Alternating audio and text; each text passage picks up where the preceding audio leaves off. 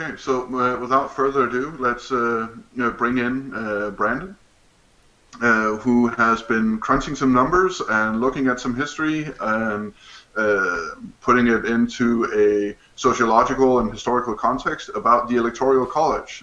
Brandon, welcome back to Project Sanity, and thank you for joining us. Oh no, it's my pleasure. I'm always glad to, join you guys and, just spread the sanity. That's wonderful.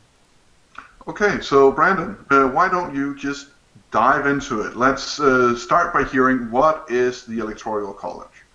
Well, I think before, we even get into the just minutia of it, it's really important to understand why we don't talk about it more often and what it was intended for in the beginning. And I think the reason it sort of gets ignored through the larger parts of our presidential election season is because it is so out of continuity to say with what we considered to be democracy. It was originally intended as not to facilitate democracy between in the presidential election, but to safeguard against it. Like, this was the founding fathers' attempt to separate out powers and reduce the populace's say on the presidential election. Mhm.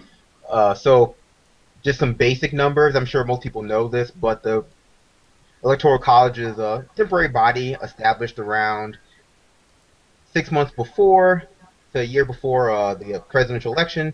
It's composed of 538 people, electors, each representing that number is representative of the number of people in the House and number of people in the Senate combined. So each state, as electors, gets the same number as they get in the House plus two for the Senate. Mhm.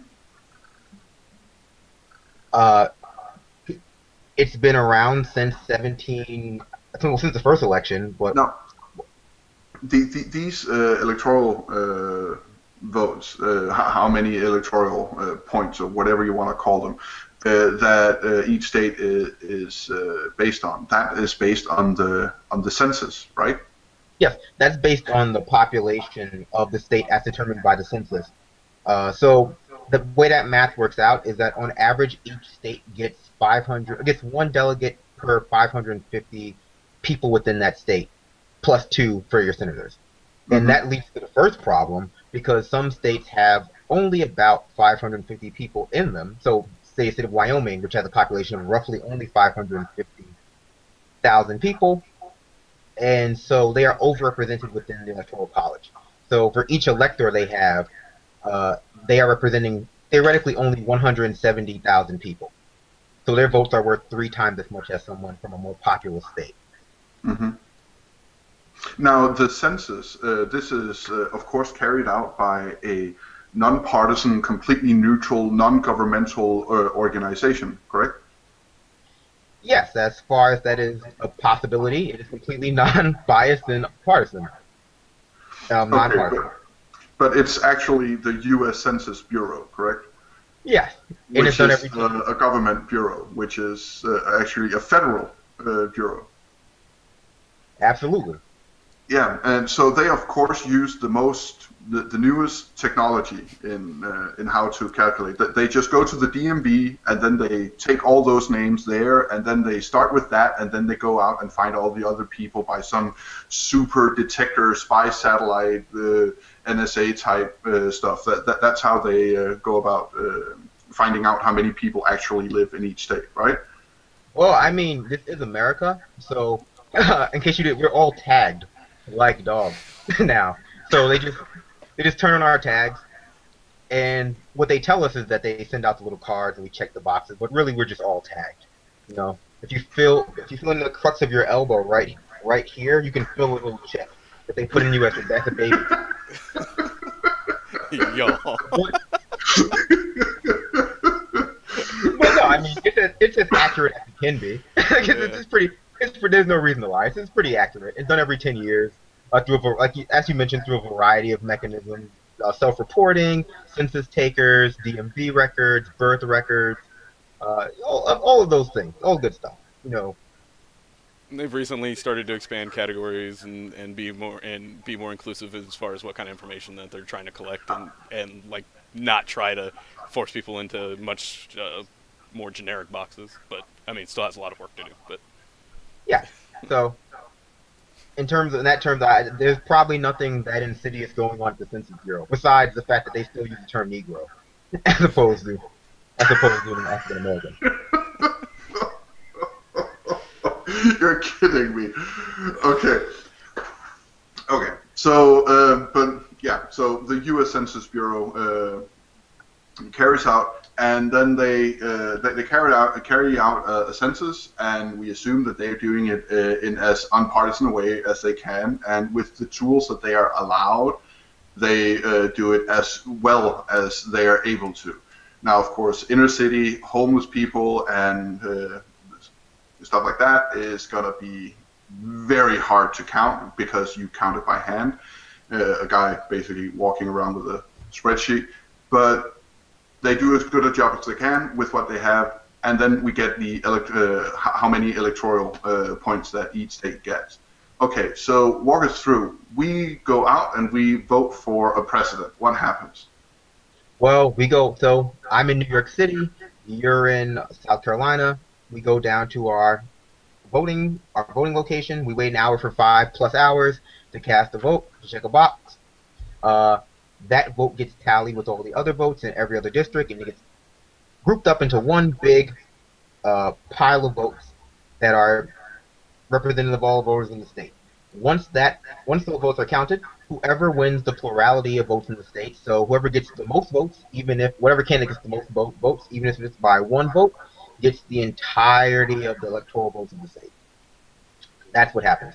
That's called the winner-take-all system, and it was established in 1824. So before that, they used to do it by district. So if you win the district, you would get the votes from that district. Okay, so if a state goes 51-49, then the 49% they just don't get a voice in that election. Well, no. Technically, that wouldn't be so bad. But so what makes this even more egregious is that their voice gets co-opted by the 51%. So the 51% gets domination over the 49% in that case. So as opposed to their votes just not, as opposed to them just not having any power, they are still counted towards the Electoral College in that census. So the 51% basically just gets domination of the 49% in terms of national power. Okay. But in the same situation, if we had a 3-party race and someone got 39%, and they would just get the domination of the other 61% as it was laid out in that way. Okay, so now we voted, and the electoral votes, they then automatically just goes to that candidate, right? More or less, that's just all the votes go to the candidate that gets the plurality of votes, and at the national level. Okay, so there's no process beyond that. There are no delegates. There are nothing that gets. Well, okay, so the delegates are symbolic of the electoral votes. The party they're elected, as we know, we've had Adair on the show. He's the national delegate from Washington. They go to they cast their symbolic votes, and in theory, they cast those votes as representative of whoever won the popular vote of the state. And I say in theory because there is nothing compelling them to actually do that. So 29 states so we all have electors, but only 29 states actually have laws or pledges on the books that require the electors to actually vote for whatever person wins the popular vote. Within those 29 states that do have laws, the penalty for breaking that law is anywhere from a misdemeanor to a $1,000 fine. So in Washington State, if you choose to be a faithless elector, which means you either don't cast a vote at all or you vote for the wrong person or whatever person you want, you get charged a $1,000 fine. So the equivalent of like littering or driving 90 and 65. Okay. Or about 1/4 of what it costs to get to Philadelphia for the DNC convention if you're a delegate. Yeah, so stay home and vote for Jill Stein. Okay, so when we vote for a president, we're not talking about the primary. We're talking about the general election here, right? Yes. Okay, so when we vote for a president, when we're covered by the election laws, the federal protection, and it would be election fraud to do anything about it and to try and fake the election or anything. What actually happens isn't that you vote for a president. You vote for a bunch of people to go represent someone. Yes, you basically vote for your electors and what they're going to vote for. And I guess the most insidious part of this is not the actual structure itself, but how it makes people feel about voting in general, and how deeply the winner-take-all system changes the metric for how candidates behave and how voters behave and do not behave. It looks like we're getting just a little audio issues there, so I don't know if something might have started eating up some bandwidth from your side or something. Take a look into that. It might help resolve the audio issues. But I think it's an interesting point that you bring up there, Nis, about we think that you cast your vote for president and then the president wins, but there's these layers in between when you cast your vote and who actually gets elected. And we've realized, well, the primary is one step of that process. Then we get delegates, and we send those delegates to pick a nominee. And we realize how that process has been manipulated. We've done that pretty thoroughly, looked into that regarding that aspect, and we may get some chances to talk with the Adair next week after we come back from our state convention. And when we get to these electors, and then we find out, wait a minute, not even they are actually really that bound to do what we're asking them or telling them to do. And like you mentioned, it seems like that leaves room for corruption, but when you look at it in the context, as you pointed out, that it wasn't really intended to be overly democratic as it started to shift anyway, that I'm sorry, I lost my train, but at the same point, I just wanted to mention also that we should really look into doing that, breaking it down by the district level or another level at the electoral level. But on that note, I will go back to you guys. Hopefully Brandon's audio was able to get cleared up. Can you hear me now? Yeah, we've been hearing you fine. It's just there's some scratching, some cutouts on the mic. It might sounds like it might be it's not getting the delay quite right with between Google Hangouts, and so it's getting a little echo. That may be the issue. Okay, so Brandon, try jumping out the Hangout and rejoining us, and then we simply try again. And now there we go. So we'll be joined by Brandon again in just a minute. Now, this electoral system, we talk about democracies. Now, for example, the primary, voting in the primary is a relatively new thing. This has actually only been done for about 30 to 40 years. Before that, there were a couple of states that held symbolic primary votes, but basically it was the convention that decided everything, and the delegates for the convention was picked by the party. It was the party bosses that picked the nominees. It was this way for the Republicans, and it was this way for the Democrats for the longest amount of time. Voting in the primaries is an anomaly, basically, when you take into perspective the amounts of years in which that has not been the case. Brandon, let's see how your mic is working now. Hello? Can you hear me now? Yeah, it's beautiful. Okay, Brandon, you have pie charts. You have numbers to break down for us, and you have about 5 minutes. So I do. I have lots of numbers. So I have them, just so you know, Brandon, I set them up, they had 1, 2, and 3 in there, so that's the order I have them in. That's fine. And he goes silent. Oh, there you go. Okay, sorry. The real problem is not necessarily the Electoral College itself. It's the winner-take-all system. And so that system allows for a lot of weird things to happen if you just happen to win the right combination of states or the right combination of voters. And so if you can see the first chart, that's the situation that could occur. You only actually need 11 states to win the presidency of the United States of America. So at the bottom, you see the 11 states you need exactly, the 11 most populous states: California, Texas, New York, Pennsylvania, Illinois, Ohio, and that would net you about 271 electoral votes. So that is the chart to the right. The chart to the left shows you that you only actually need 51% of the vote in each state to get that number. So it's possible to win the election with 11 states and about 30% of the popular vote. But that's not even how egregious. So, for example, these numbers were based off of the 2012 election. So that would mean you won the election with the 41 million votes to about 81 million votes. So if you go to the next chart, All right. There we go. this is perhaps the most egregious way you can win the election of the United States of America.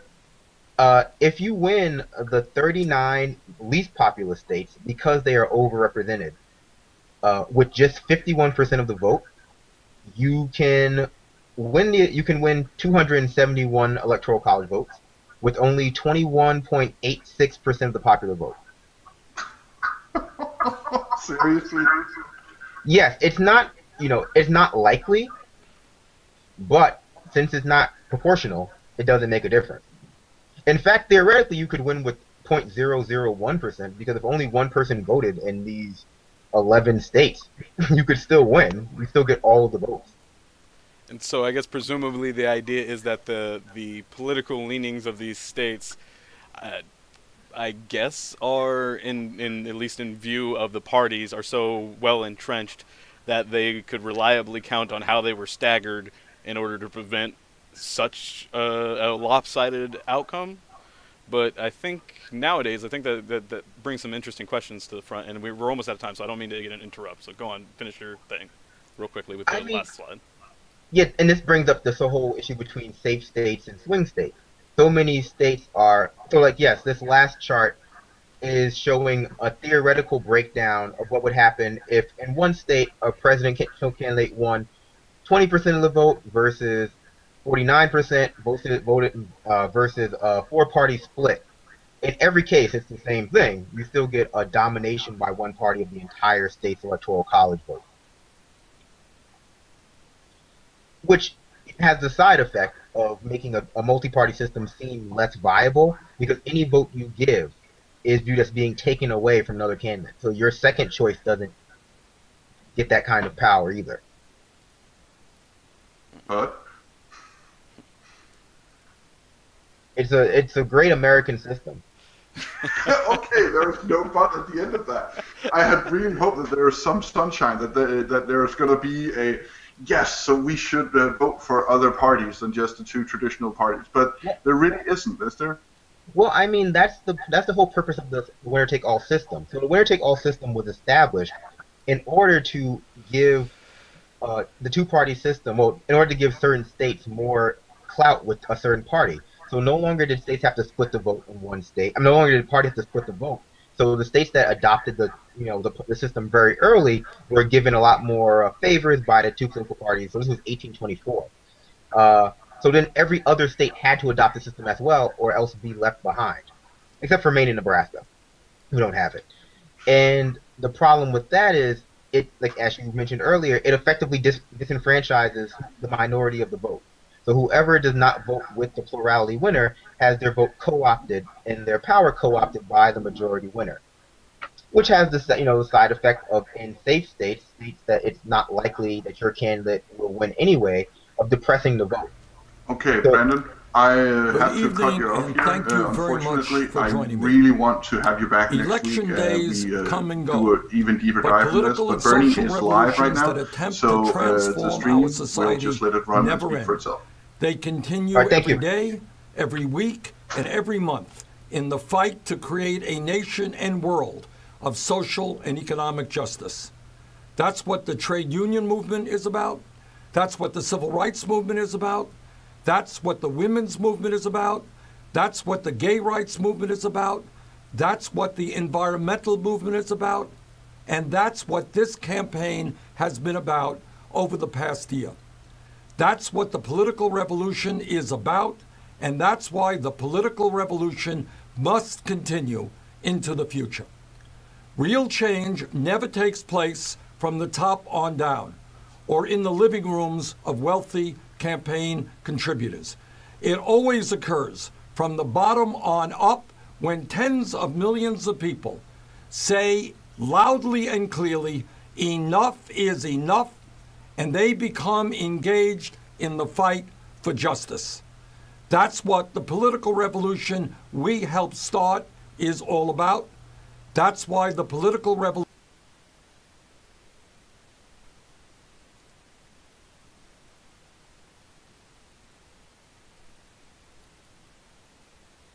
no money and very little name recognition.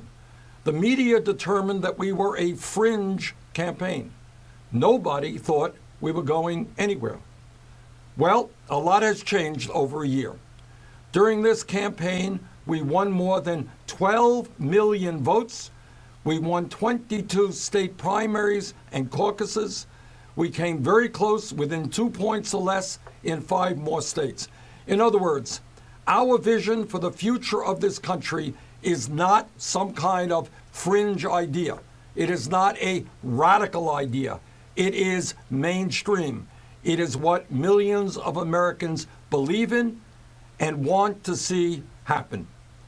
And something else extraordinarily important happened in this campaign that makes me very optimistic about the future of our country, something that, frankly, I had not anticipated.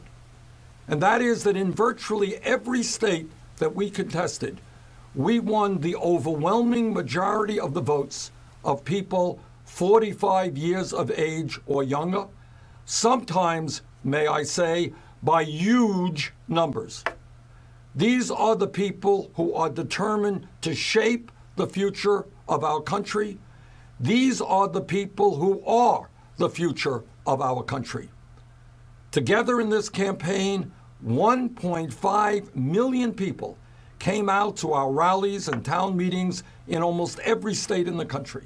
Together, hundreds of thousands of volunteers made 75 million phone calls, 75 million phone calls urging their fellow citizens into action.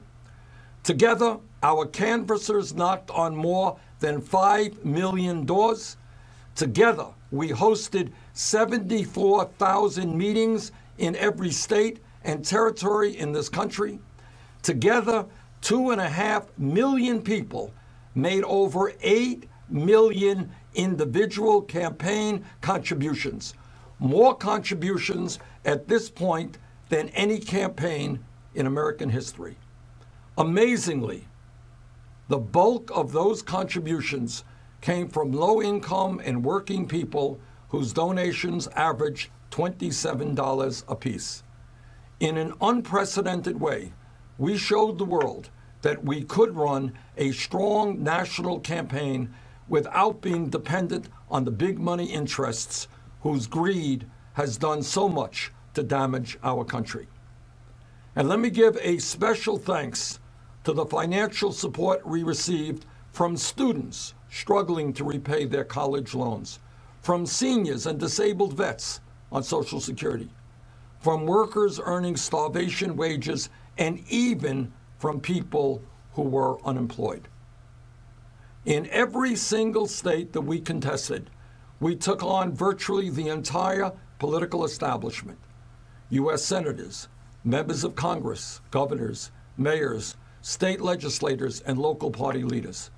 To those relatively few elected officials who had the courage to stand with us, I say thank you. Thank you, and we must continue working together into the future. This campaign has never been about any single candidate. It has always been about transforming America. It is about ending a campaign finance system which is corrupt and allows billionaires to buy elections. It is about ending the grotesque level of wealth and income inequality that we are experiencing, where almost all new wealth and income goes to the people on top, where the 20 wealthiest people own more wealth than the bottom 150 million Americans, half our population. It is about creating an economy that works for all of us, not just the 1%.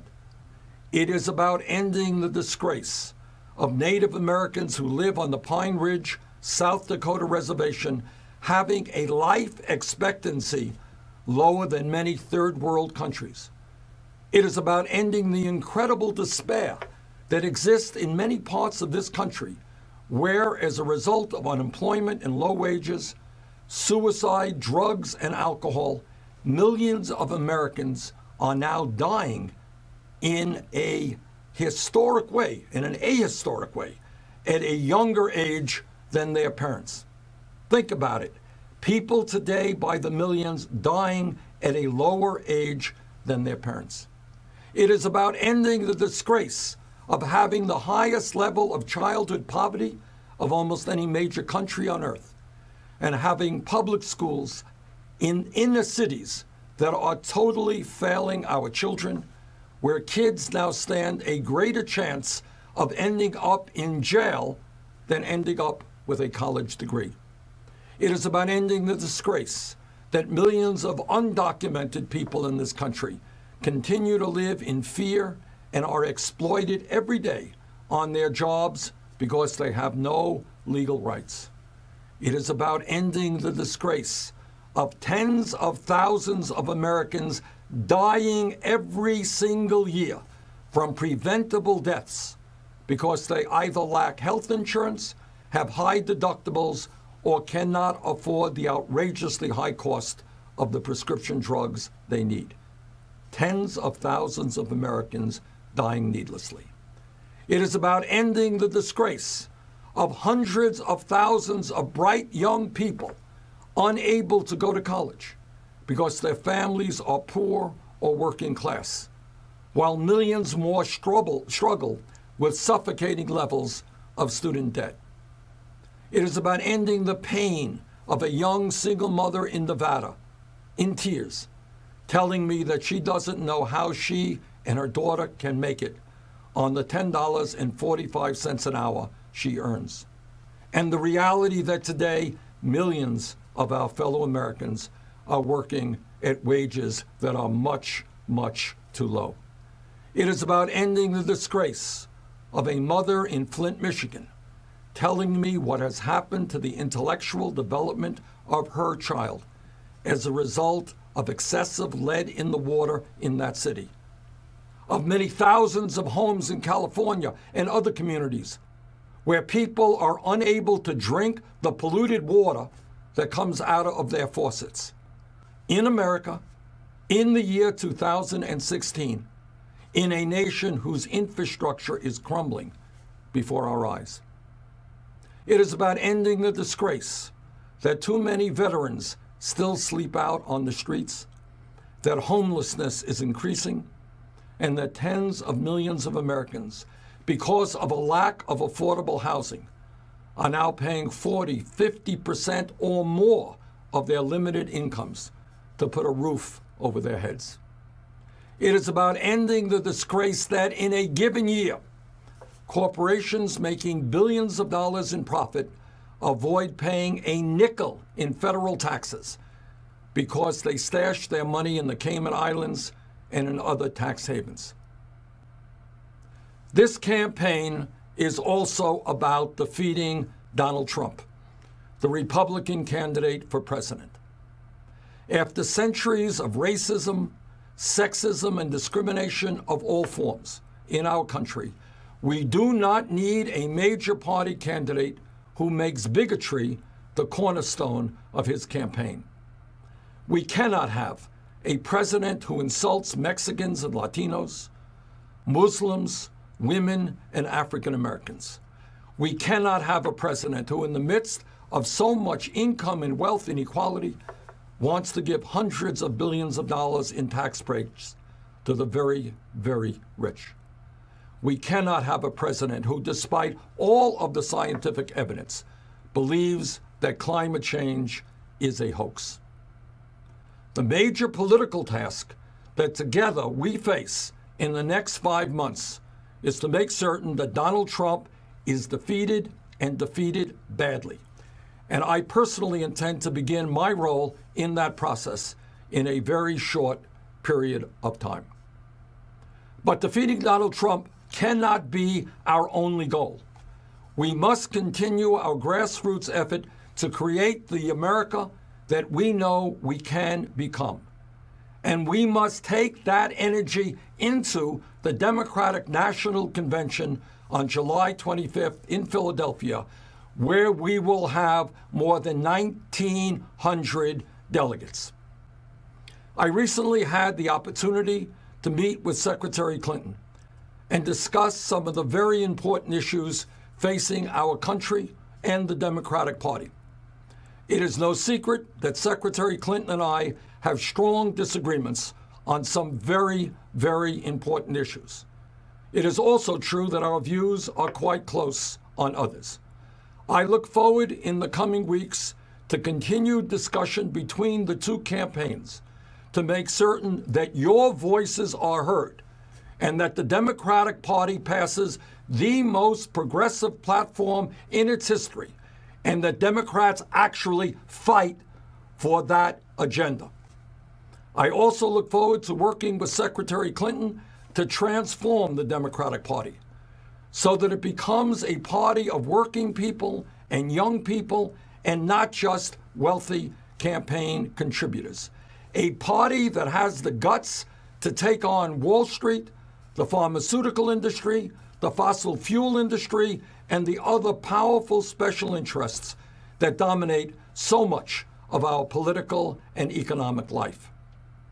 As I have said throughout this campaign, the Democratic Party must support raising the federal minimum wage to $15 an hour and create millions of jobs rebuilding our crumbling infrastructure. We must ensure that women will no longer make 79 cents on the dollar compared to men, and that we fight for pay equity. We must also fight to make certain that women throughout this country have the right to control their own bodies. We must protect the right of our gay brothers and sisters to marriage equality in every state in America.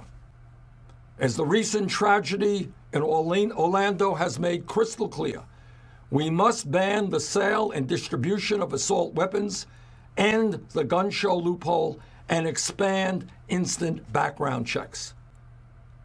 We must defeat the Trans-Pacific Partnership, the TPP, and make certain that bad trade deals do not get a vote in a lame duck session of Congress. The TPP must not come to the floor. We must resist all efforts to cut Social Security and, in fact, expand benefits for our senior citizens and disabled veterans.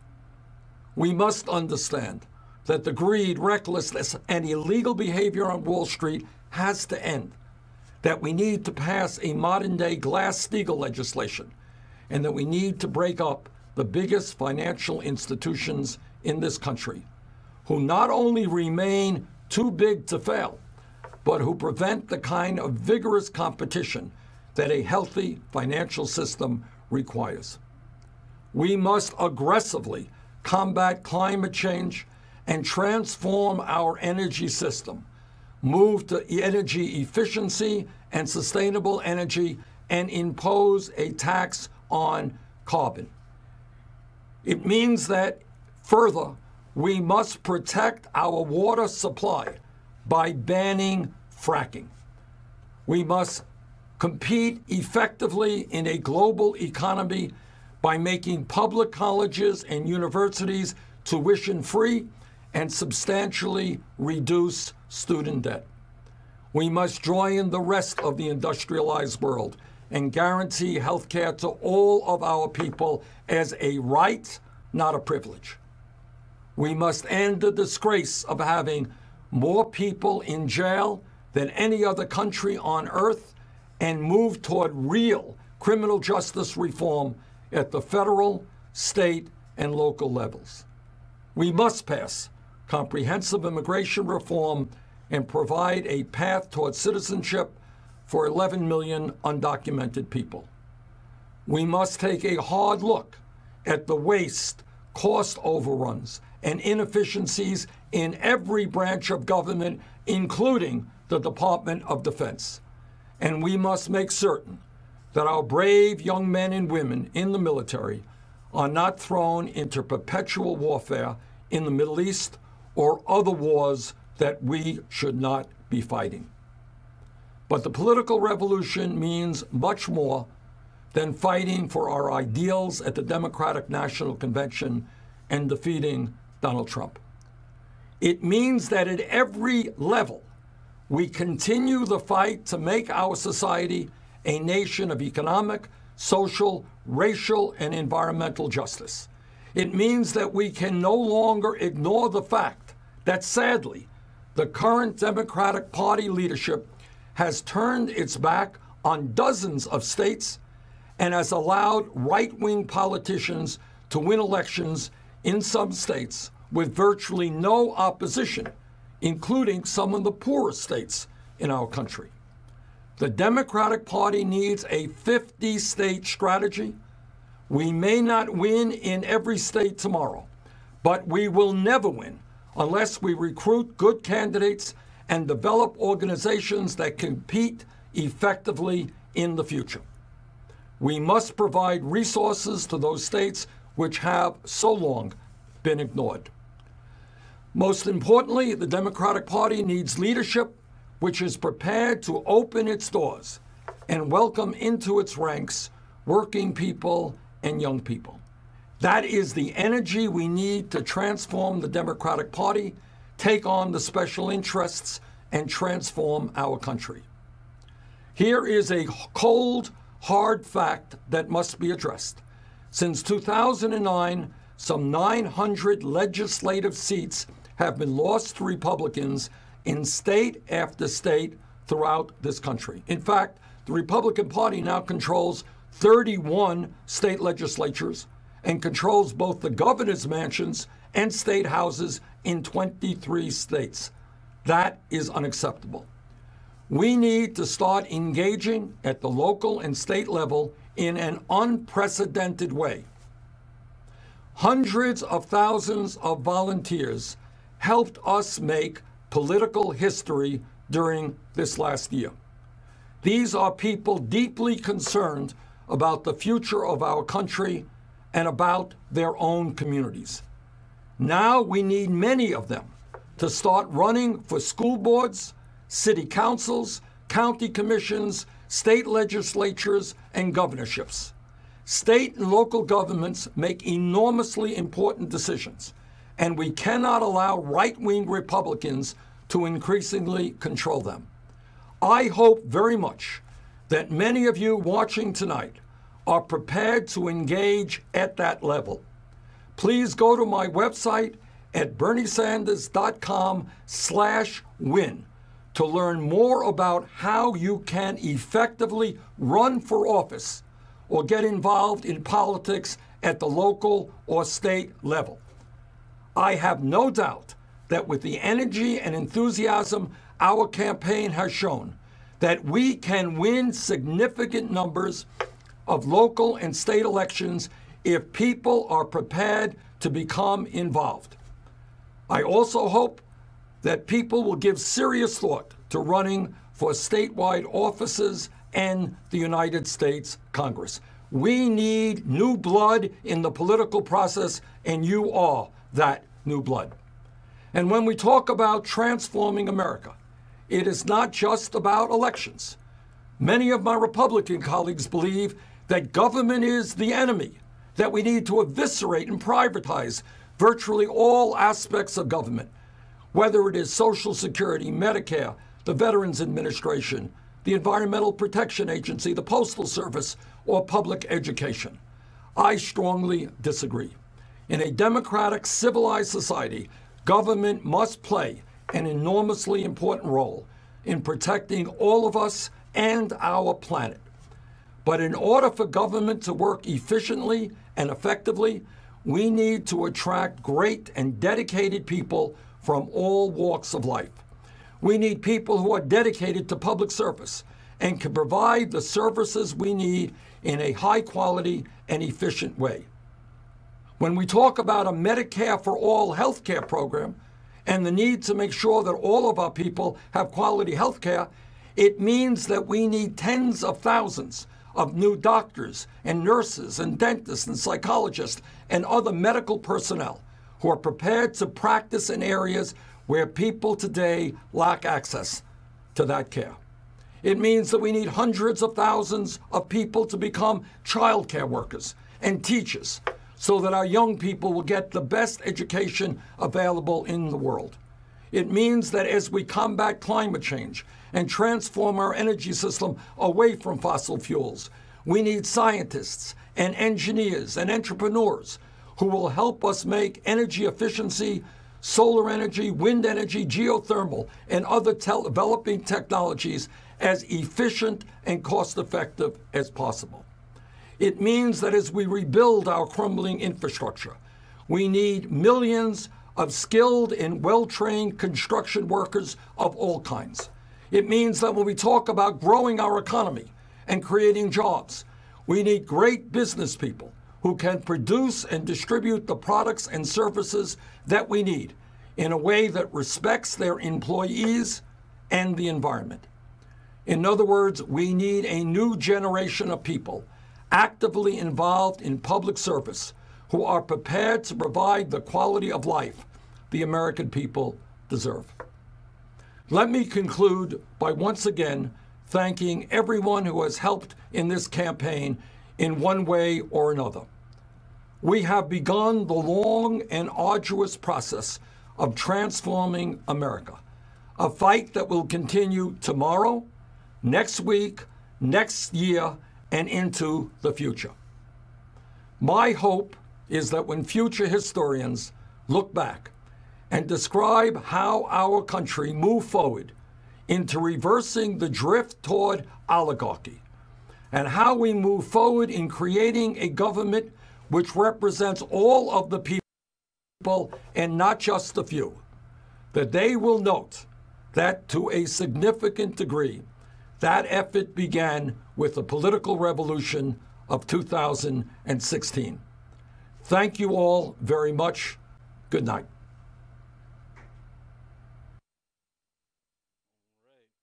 Yeah, so that was Bernie Sanders saying that the political revolution is by no means over, saying that he will work to defeat Donald Trump, but he has an agenda item list as long as his arm that he will not leave behind for the sole purpose of defeating Trump. That was Bernie Sanders, in at least my ears, saying that this is not by any means over. So there is a lot of commentaries in chat about let the Democratic Party die. There's a lot of commentary in chat about Hillary presidency will simply ignore Bernie Sanders. And you know what? That can actually happen if the people who support Bernie stand down, go back to the couch, throw up their arms and say, oh, this can't be done. I do not agree. If we stand up, if we keep standing up, if we show up in a big way in the general election to vote for Bernie Kratz everywhere, for school board, for everything, if we show up to the midterms like we didn't do for Obama in 10, and if we consistently show up during demonstrations, during protests, if we consistently say to the Hillary presidency, we are Bernie Kratz and we will not stand down. This is a lifetime commitment. You cannot ignore us. You cannot throw us to the side. Your re-election is not a lock. If we do that, if they realize, okay, we need Bernie at the midterms, then we will keep empowering Bernie. So there is a way forward here that involves the Hillary presidency. It's not ideal. By no means is it ideal. But if we stand down during the election, and I'm not saying hold your nose, go vote for Hillary. She has to win it on her own. I'm saying hold your nose, go to the polling place, and participate in the voting process to vote in a progressive Congress and Senate, locally and federally. Give the man something to work with. If you stand down, then you take out the last bullet he has in his gun, and then he will have zero influence. Then he will go to obscurity. Yeah, I think it's absolutely critical that people. I know a lot of people. I'm seeing tweets and getting messages and a variety of different media formats from a lot of different people who put a lot of effort into this, having all sorts of emotions around this. And I think I think people should just probably take a little time before they react too much to what they heard. Have a chance to listen to it again, probably at least once, maybe twice, to really get a feel for what he was saying, because he took the time to write that out, so the way he said things was intentional. So there's probably more that, while hearing all of that, the emotional reaction that people are having is probably not as easy to capture all of that. So take some time, listen to it, think about it, but definitely don't disengage. Doesn't Yeah. mean you have to stay in the Democratic Party, doesn't mean you have to vote for Hillary Clinton, doesn't mean that, but it does mean you need to stay involved, stay engaged. Don't let whatever this pans out to actually mean, don't let that discourage you from staying engaged in the process, because whether it's reforming the Democratic Party, moving to the Green Party, or creating a new Bernie crap party, whatever we do, and whether that means at the convention, that by the convention both Trump and Clinton are both unnominatable, and we nominate someone else, there's all sorts of possibilities. So don't get too wound up or bent out yet. Stay engaged, stay involved. We're running up, and we're about to go over to Ben, so Nis will probably close us out here for us. Yeah, so I'm not sure if we actually have sound, but you were sorry. completely. Sorry. I must have turned down my mic so that I didn't override with Bernie. What I was saying is stay organized, stay engaged. Don't let whatever this happened. Don't let that discourage you. I've seen lots of messages. Don't let that be I enough to also keep you don't down. have sound. Richard, just Okay. we're cutting on to Ben. So we will go. Okay, so I'm not sure if we have sound or not. I just want to say thank you for all of you for joining us, and thank you for Benjamin Dixon for hosting our show on his channel. And I want to say thank you to Brandon and Richard for helping doing the show, not helping, for creating the show, and for David for doing his amazing job, and to Richard for being the big ass, badass octopus that he is, making the show happen.